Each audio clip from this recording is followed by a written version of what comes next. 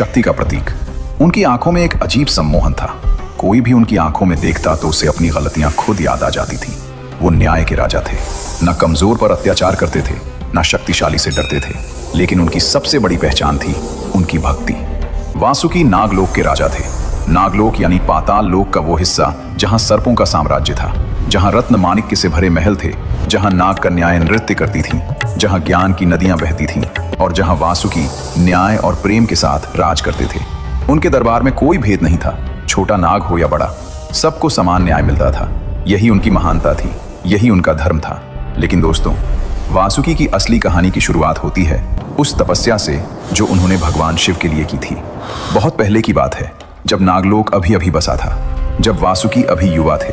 वासुकी ने सुना था शिव के बारे में, उन महादेव के बारे में जो तीनों लोकों के स्वामी हैं, जो भस्म लगाते हैं, जो श्मशान में रहते हैं, जो मृत्यु से भी नहीं डरते। और वासुकी के मन में एक इच्छा जागी, मैं इन्हीं की सेवा करूंगा, इन्हीं को अपना सब कुछ दूंगा। वासुकी ने तपस्या शुरू की, कठोर, बहुत कठोर। वासुकी हिमालय की गुफा में बैठ गए ध्यान में। उन्होंने भोजन त्याग दिया, जल त्याग दिया। ओम नमः शिवाय। दिन बीते, महीने बीते, साल बीते। जंगल में तूफान आए, बर्फ गिरी, धरती कांपी, लेकिन वासुकी नहीं हिले। उनके शरीर पर दीमके चढ़ गईं, लेकिन वो नहीं हिले। उनके चारों ओर जंगल की आग लग गई, लेकिन वो नहीं हिले। बस एक ही नाम, शिवत शिवत शिवा।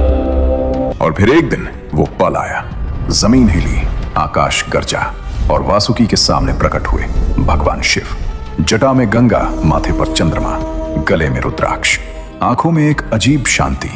शिव ने वासुकी को देखा, मुस्कुराए और बोले, वासुकी, तुम्हारी भक्ति ने मुझे यहाँ खींच लिया। मांगो, क्या चाहते हो? वासुकी ने आंखें खोली, शिव को देखा और बोले, प्रभु, मुझे कुछ नहीं चाहिए, बस इतना कि मैं हमेशा आपके पास रहूं, आपकी सेवा में। शिव एक पल के लिए चुप रहे और फिर बोले, तथास्तु, आज से तुम मेरे गले के आभूषण बनोगे। दोस्तों, सोचिए इस पल को, जो भगवान तीनों लोकों के स्वामी हैं, जिनके पास देने को सब कुछ था, धन, शक्ति, अमरता। और वासुकी ने मांगा क्या? बस सेवा का अधिकार। यही सच्ची भक्ति है, जो मांगता नहीं, जो देता है।